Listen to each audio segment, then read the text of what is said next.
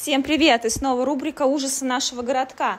После каждого сильного дождя дорогу к нашему резорту заливает просто вот такая вот река. На видео вы видите хозяина резорта, как он просто практически по колено идет в этой воде, в грязной воде. А вот там вот дальше, там вообще на самом деле по пояс, потому что местные детишки приходят и купаются в этой воде, и там действительно воды по пояс. То есть если здесь еще там по щиколотку, по колено, то там дальше все еще хуже. Еще мы встретили змею в этой воде.